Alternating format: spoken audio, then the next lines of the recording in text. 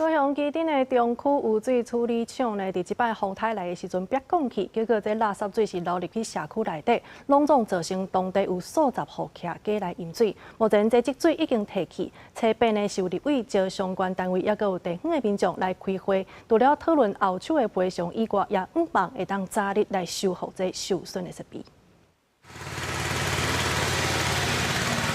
工作人员又讲救地，甲基丁上得里人家厝的来外外四界拢消毒好势，因为车人骂中区污水厂的抽水管未堪你风台河做一摆关一摆造成别讲，所有水就亲像安尼流一摆上得里，徛喺内底饮水的水群也阁看现现。民众讲车清一工打打，听讲今仔日要开协调会，除了赔偿以外，因毋望公线安全性爱加强。高山门层什么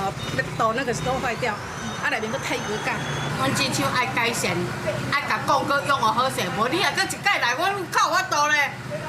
这拢逐工趁食人，也毋是讲做迄落个啦。水利局讲，高雄左营以南、小港以北的污水拢是流来基丁家处理。当初设计拢有考虑到公线强度，不过经过30-40档物件留久，再加上风台河做一摆关一摆，才会造成别讲。协调会当中，立委要求相关单位，除了先针对第一条污水公线做安全加强以外，当日施工的第二公线进度也会提升。是的措施，不管是围墙，还是咱的一寡，还是咱咧讲吼，包括开5000万，啊，佮其他讲的清修啥，迄拢爱来做。 啊，中央的补助，咱趁一届的补助来做专案来送，哦啊，其他部分市府会来。拄啊，大家拢讲着家具也是一寡设备等等，迄就是检具，就是发票也是收据，阮着照事实认定去发互你。协调会最后针对补偿的部分，收载好要求1户10万，水利局表示会带过研究，另外再补的部分会以专案处理。关于受损的供线设备，会伫2个月内修复完成。你初步会先加关厂区的围墙甲涉水的供线，避免再次破管流入社区。